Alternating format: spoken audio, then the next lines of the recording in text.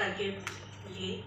और इसके बाद मैं मंच पर हमारे हिंदी साहित्य जगत के श्री शिवमूर्ति जी, जो बहुत बड़े कथाकार हैं, सभी के सम्मुख हैं, अपनी रचनाओं के साथ में, अपनी पठनीयता के साथ में, अपने अनुभवों के साथ में ये हमारे साथ 8 दिन रहेंगे। बहुत स्वागत है सर, जोहार है। बहुत स्वागत है श्री शिवमूर्ति सर का।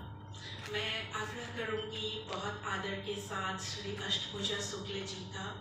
आप बहुत बड़े स्थापित कवि हैं हिंदी साहित्य जगत में। आपको पा करके हम बहुत धन्य महसूस कर रहे हैं सर, और आपके आशीर्वाद से ये पूरा 8 दिन हम लोग कुछ ठीक भी बिता रहे होंगे। मैं बहुत प्यार के साथ आमंत्रित करना चाहूँगी अपने बड़े श्री महादेव टोपो सर को।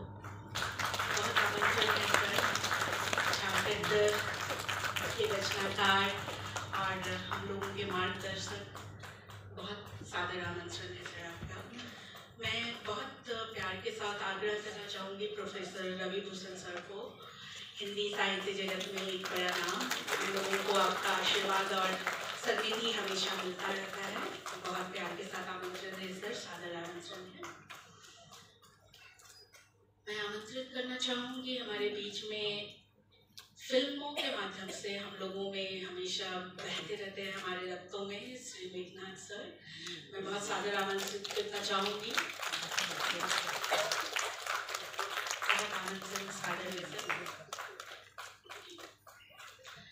मैं इसके बाद आमंत्रित करना चाहूँगी हमारे बीच में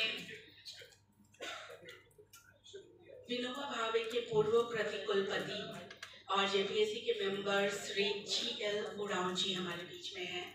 मैं उनके आग्रह करती हूँ कि वो हमारे साथ मंच साझा करें। बहुत स्वागत है सर। इसके साथ में मैं इस पूरे आयोजन के मूल में छिपे हुए हीरे को, जो हमेशा पीछे रहते हैं, गायब रहते हैं, हमारे बीच प्रसिद्ध कथाकार श्री रणेंद्र जी, जो इस आयोजन के पूरे करता धरता है, मैं उनको आमंत्रित करती हूँ।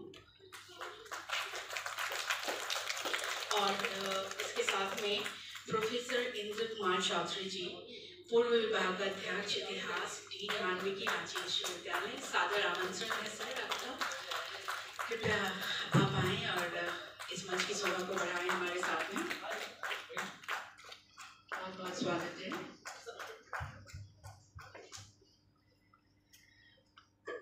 इस 8 दिनों की जो योजना है, मैं उससे आप लोगों को वाकिफ थोड़ा सा करा देना चाहूँगी, और उसके बाद सभी महानुभावों से हम लोग कुछ बातें इस उद्घाटन सत्र में भी सुनेंगे। और इसके बाद हम लोग कार्यशाला की ओर भी आगे बढ़ेंगे। इस उद्घाटन सत्र में हमारे बीच में सामने में एक नगाड़ा रखा हुआ देख पा रहे होंगे आप सभी। ये यहाँ की संस्कृति का एक बहुत प्रसिद्ध चीज़ है, जिससे हम इस पूरे आयोजन में एक वाइब्रेंसी बनाने के लिए एक आग्रह करना चाहेंगे अपने सभी प्रबुद्धों से जो मंच पर आसीन हैं, कि वो आकर के नगाड़ा बजा करके इस कार्यक्रम का भव्य उद्घाटन करें।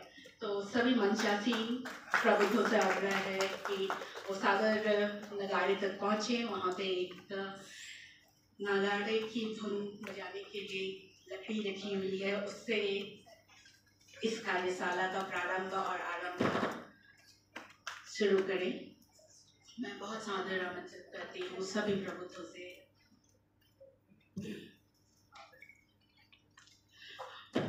ये नगाड़ा हमारे बीच में यूं ही बजता रहेगा। जितने भी शिवमूर्ति सर नगाड़े की आवाज छोट देखे कर रहे हैं, ये रिदम हमारे जीवन में तरंगों से भरे रहे। अष्टभुजा शुक्ल सर, बहुत बहुत धन्यवाद आपका। इन नगाड़ों से हमारा परिचय पुराना है, आप सभी के लिए नया होगा, लेकिन हम चाहेंगे कि ये ध्वनियाँ आप अपने साथ सहेज के लेते जाएं। महादेव सर को बहुत बहुत धन्यवाद, बहुत स्वागत है। मेघनाथ सर, बहुत बहुत धन्यवाद।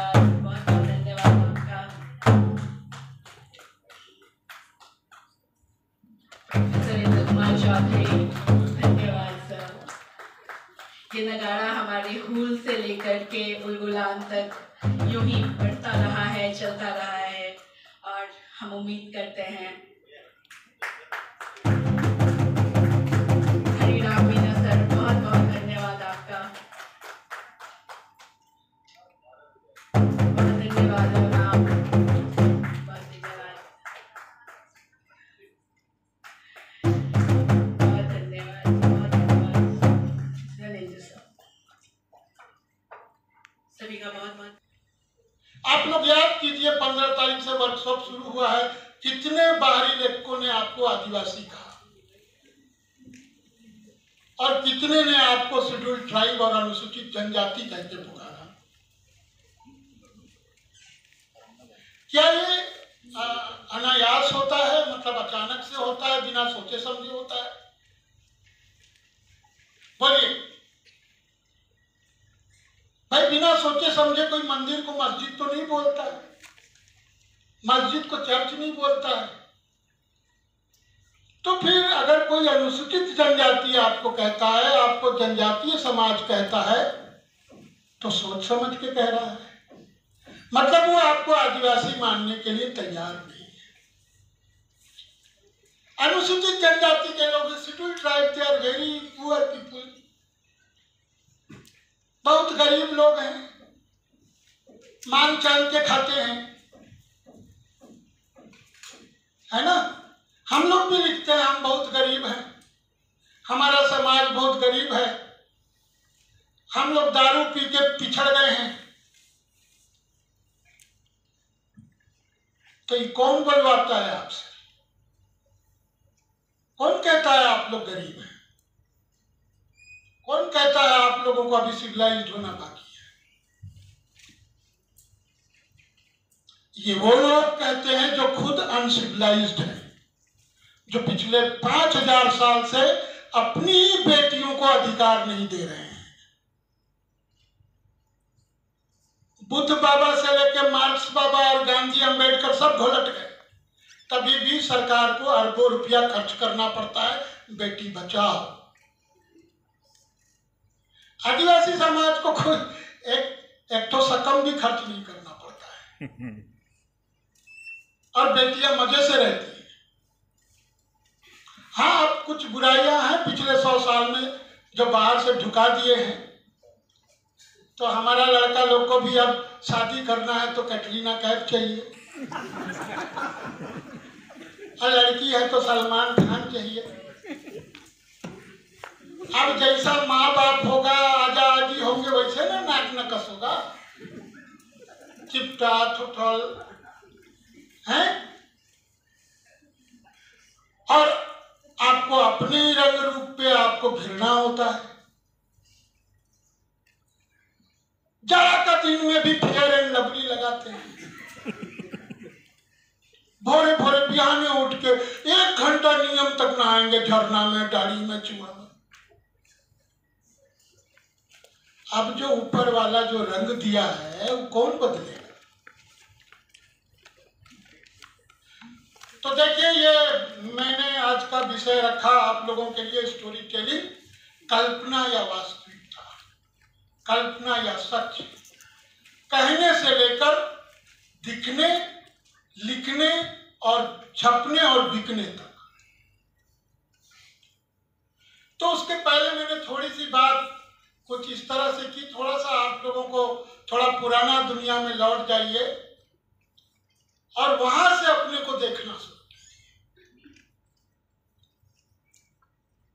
देखिए, छोटा सा कहानी सुनाते हैं, बहुत छोटा सा है। एक बार क्या हुआ, देखिए, पहले आदिवासी इलाका में हाट बाजार नहीं लगता था, है ना। बाजार उजार आदिवासी लोग के जिंदगी में कभी था ही नहीं, क्योंकि आदिवासी लोग न तो कुछ खरीदते हैं न कुछ बेचते हैं। अब सबका घर में अम्बा पका है तो अम्बा कौन खरीदेगा और किसको बेचेगा? सबका घर में कटहल है तो कटहल किसको बेचेगा? जब एक घर में एक पेड़ में कटहल फलता है तो खाते खाते और बांटते बांटते परेशान हो जाते हैं। तो वो समाज बेचेगा क्या? बार्टरिंग सिस्टम भी नहीं था कि मेरे पास आम है तुम जामुन दे दो, क्योंकि सबके पास आम भी था, जामुन भी था, तो बैटरिंग सिस्टम भी नहीं था। ये बहुत महत्वपूर्ण है। आपको मैं बताऊंगा क्यों मैं बाजार से अपनी बात शुरू कर रहा हूं। बाजारवाद का रोना तो अब पिछले 100 साल से बुद्धिजीवी लोग रोना रोते हैं, है ना। साम्राज्यवाद आ गया, बाजारवाद आ गया, अब ग्लोबलवाद आ गया, ये वाद आ गया, वो वाद आ गया। आदिवासियों के जीवन में तो बाजारवाद 300 साल पहले आया। उसके पहले चुंदी वाला समाज, मैं नाम नहीं लूंगा, आप लोग समझ जाइए, है ना, चुंदी वाला समाज। तो सबसे पहले चुंदी वाला समाज लोग बाजार लगाने का कोशिश किया आदिवासी इलाका में, आदिवासी लोग झुकने नहीं दिया।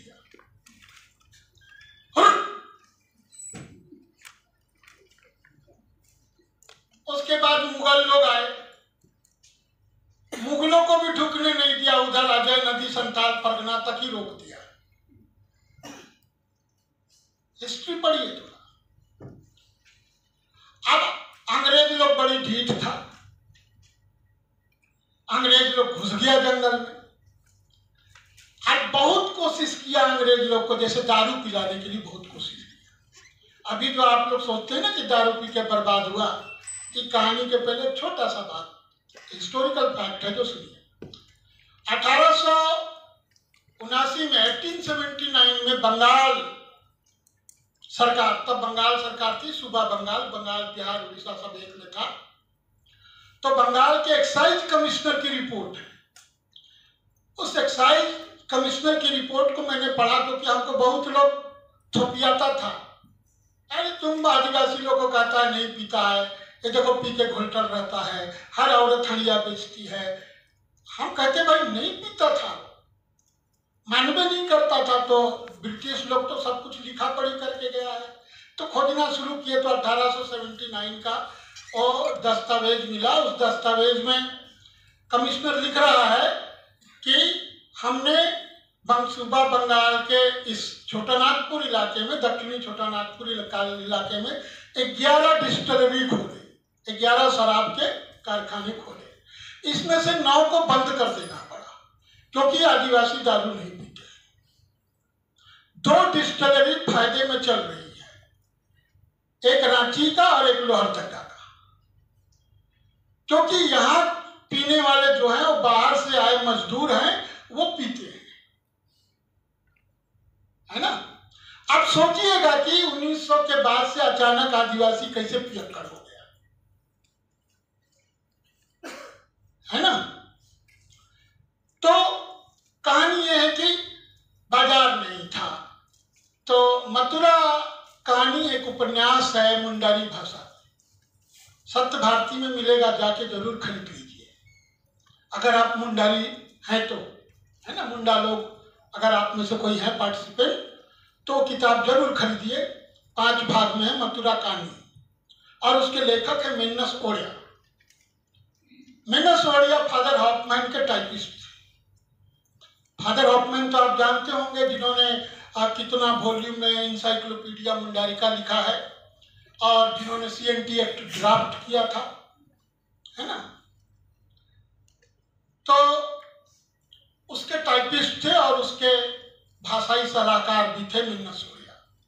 तो मेन्नस ओडिया ने देखा कि कहाँ दूर देश से आके मिशनरी हम लोग का भाषा, रीति रिवाज, कहानी, गाना लिख रहा है और मैं इसको मदद कर रहा हूँ। ये मुंडारी जानता भी नहीं है पर मेरे मदद से लिख रहा है, तो मैं क्यों नहीं अपने समाज की कहानी खुद लिखूं। तो उन्होंने 1910 के आसपास मथुरा कहानी लिखा 5 वॉल्यूम में, जो पब्लिश हुआ बाद में। अब मथुरा कहानी में गांव का मुड़ा क्या कहता है? गांव का मुड़ा अपने लोगों को समझा रहा है, बाजार मत जाना,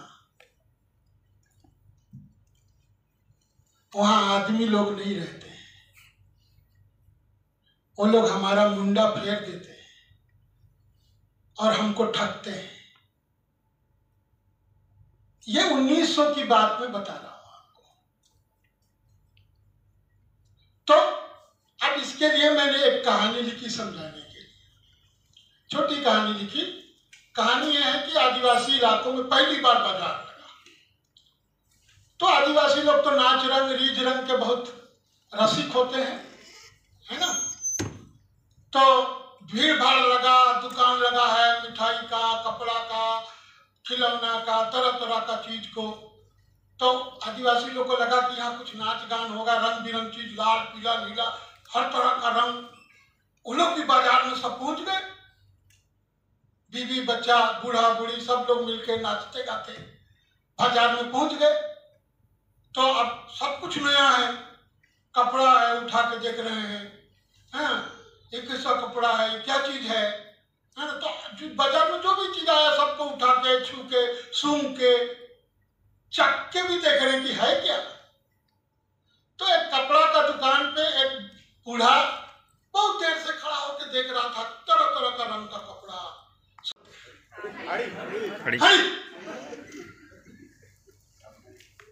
अब हिंदी में इसको कहा जाता है निरर्थक शब्द, हिंदी व्याकरण, है ना। हु हुर्रे हा ये सब निरर्थक शब्द है जिसका कोई अर्थ नहीं। पर वो हिंदी का व्याकरण चार से अच्छा है, वो कुत्ता जो समझता है बात बोल देने से चला जाता है। अब बेचारे पंतजलि महोदय होते, पतंजलि या पंतजलि जो भी है, तो माथा ही ठोक लेते कि कुकुर भी भाषा समझता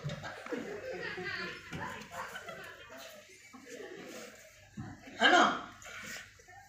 तो आप देखिएगा कि पहले हमारे पुरखों ने इस तरीके के, जो हमारे grand grand great great great grand mother और ग्रैंड फादर थे, उन्होंने जब तक पूरा साउंड को जमा नहीं कर लिया तब तक वो कुछ खास साउंड से काम चलाते रहे, बॉडी लैंग्वेज से काम चलाते रहे, साइन लैंग्वेज से काम चलाते रहे। ये दुनिया की पहली भाषा है जो आदिवासियों ने, हमारे पुरखों ने लाखों साल पहले इजाद की। उसके बाद जब साउंड्स इकट्ठा हो गए तो वर्ड्स बनाने शुरू किए, शब्द बनाने शुरू किए, फिर शब्दों को जोड़ा और छोटे छोटे शब्द बनाए। मतलब कम कहना, सटीक कहना, उसका मतलब ये होता था। पर हमारे जो गैर आदिवासी लोग हैं उनका पेट नहीं भरता जब तक इतना नहीं बोले। किसी गोष्ठी में चल जाइए गैर आदिवासियों की, मैंने 40 साल झेला है उनको। जितना मंच पे बात नहीं करेंगे उतना बैठा हुआ लोग बात करता है ना। और देखिए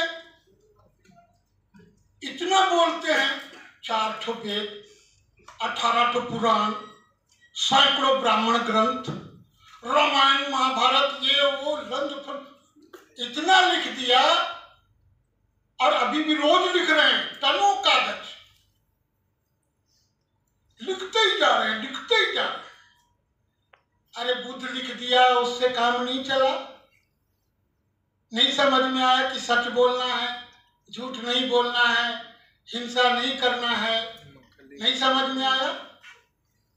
बेचारा गांधी और अंबेडकर भी चले गए बोलते बोलते। क्या हुआ? रोज अंबेडकर पे 50 ठो किताब लिखा रहा है, रोज गांधी पे किताब लिखा रहा है, रोज मार्क्स पे तो इतना लिखा रहा है कि पूछिए मत। और बड़े बड़े जो उनके लेखक, उन विचारों को फैलाने वाले जो दुनिया बदलना चाहते हैं, अरे कौची बदलोगे? सूरज को खिसका के इधर कर दोगे कि चांद को लाओगे पकड़ के ड्राइंग रूम में लटका दो?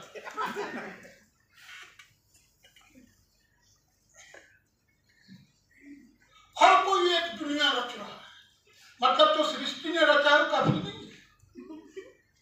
पहाड़ के जगह इनको खड्डा चाहिए तो इसलिए माइंस खोदे जा रहे हैं, खोदे जा रहे हैं। आदिवासी लोग बोल रहे हैं मत खोदो मत खोदो, माँ का सीना मत चीरो मत चीरो, वो लोग खोदते ही जा रहे हैं। पूरा झारखंड में घूम के देखिए खड्डा ही खड्डा। अब खड्डा में गिर के तो गोरू जानवर मरबे करेगा, आदमियों मर रहा है सब। हमारा कितना पुरखा लोग मर गया, खेत मर गया, नदी चूहा मर गया, जंगल मर गया। सिमोन बाबा बोलते हैं पानी का घर ही नहीं है तो पानी रहेगा कहाँ। अरे हम लोग तो पानी छोड़ो, चींटी का घर छीन लिए, सांप का घर छीन लिए, मेंढक का घर छीन लिए, चिड़िया का घर छीन लिए। चींटी आता इस हॉल में लेखन कार्यशाला में शामिल होने आती है क्या चींटियां? उनको पता है कि ये उनका जगह नहीं है, वो घरों में नहीं आती हैं, आती है चली जाती है, पर वो लोग मानते ही नहीं है, सबका घर उजाड़ रहे हैं। तो जो आपको सबसे पहले कुछ भी बोलने, कहने और लिखने से पहले, नाचने और गाने से पहले आपको समझना होगा कि आदिवासी स्टोरी टेलिंग क्या है। प्रेमचंद नहीं मदद करेंगे, शेक्सपियर नहीं मदद करेगा, सत्यजीत रे मदद नहीं करेंगे, कोई टैगोर, कोई बड़ा नाम वाला लेखक आपके काम नहीं आएगा। मैं भुक्तभोगी हूं, हिंदी से पढ़ाई करी और देखो खाने को नहीं देता। तो आप लोग भी मत समझने बात को।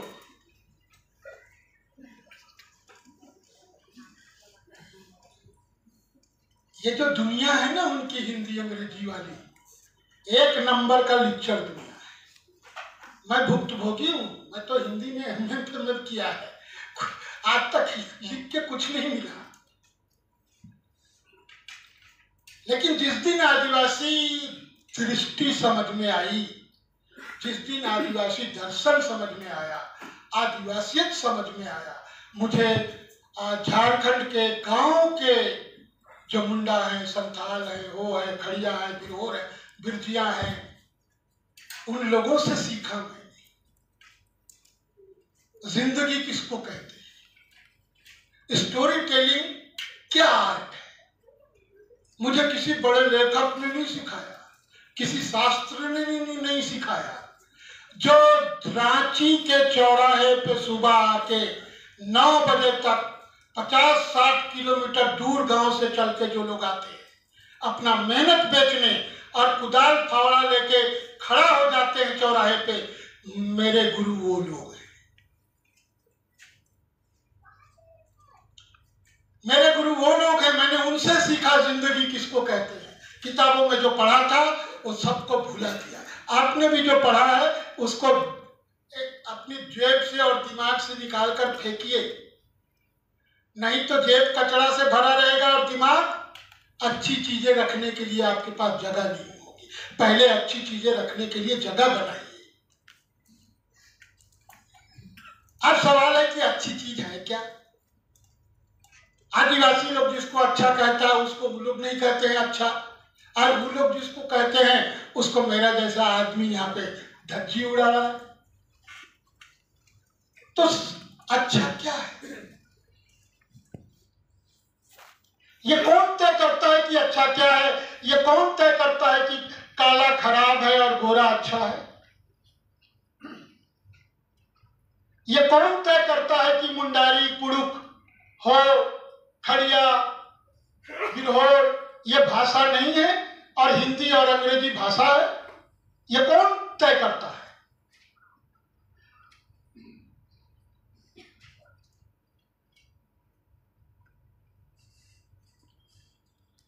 तो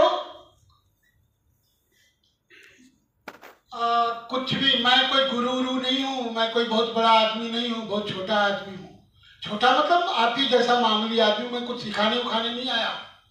मेरी बात को इधर से सुनिएगा और इधर से निकाल दीजिएगा, और जो आपकी मर्जी हो वही कीजिएगा, लेकिन जो कीजिएगा सच कीजिएगा, क्योंकि आदिवासी लोग सिवाय सच के कुछ नहीं जानते और जानना भी नहीं चाहिए। हमको नहीं जानना चाहिए कि पैसा कमाने के लिए लूटना और गला काटना जरूरी है। हमको नहीं जानना चाहिए कि मजा के लिए किसी भी लड़की को, किसी भी उम्र की औरत को रेप कर देना चाहिए। हमको नहीं जानना चाहिए कि पैसा ही जिंदगी है। हमको नहीं जानना चाहिए कि ये शिक्षा हमको अच्छा आदमी बनाएगी। अभी कुछ जगह मैंने बोला कि जो भी पढ़ा लिखा चोर है, लोग भड़क गए, बोले आप भी तो पढ़े हैं। मैंने कहा नहीं, मैं गलती से चला गया था, मैं अपने को अनपढ़ मानता। और मेरे माँ बाप की जिद थी कि लड़का बिगड़ रहा है, कुछ तो पढ़ लो। तो मैं ऐसे ही आंदोलन करता था और एग्जाम के टाइम में जाके कागज में लिखाता था अश्विनी कुमार पंकज बहुत महान व्यक्ति हैं और बहुत स्वप्नद्रष्टा हैं, दूरदर्शी हैं, है ना, और खूब अपनी बड़ाई लिख के आता था। और मजे की बात है कि उस पर नंबर मिल जाते थे।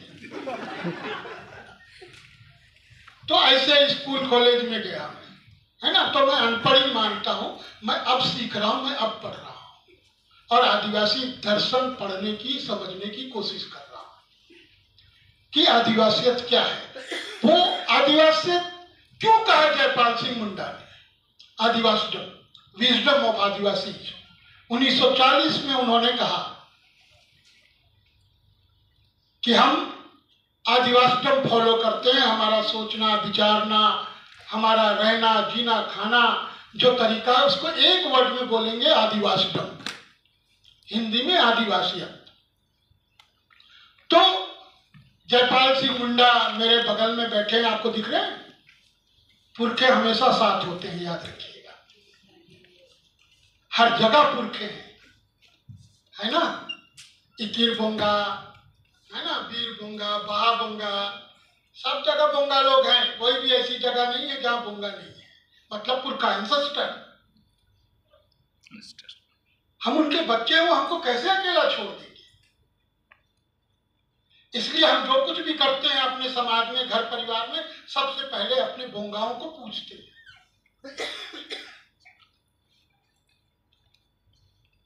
तो मैं अभी भी जयपाल सिंह मुंडा से और देश के आदिवासी समाज से सीखने की कोशिश कर रहा हूं। मैंने जो पहले पढ़ा था, हाँ, मतलब मानवतावाद, मार्क्सवाद, अंबेडकरवाद, गांधीवाद, ये वाद, वो वाद, सबको मैंने उठाया और एक दिन सवर्ण रेखा नदी में जाके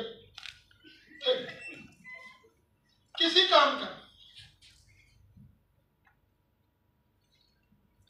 तो स्टोरी टेलिंग के लिए बहुत जरूरी है। टाइम वाइम हो जाए तो नीतीशा बता देना, है ना, नहीं तो फिर बोंगा सवार हो गया है तो बोलते हैं। ठीक है। तो और आप लोग भी बोर हो जाइएगा तो कहिएगा स्टॉप। पहले कहते थे ना फ्री हो जाओ।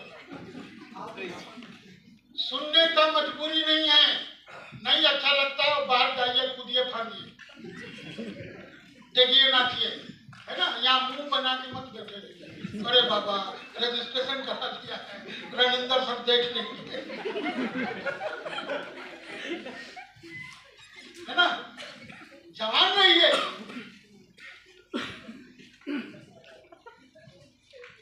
तो स्टोरी टेलिंग की कुछ चीजें थी जो मैं इसमें लाया। बंधु और मोटा भाई, बुरा नहीं मानिएगा सर, मेरे से मोटे हैं। शुरुआती 5 एक साथ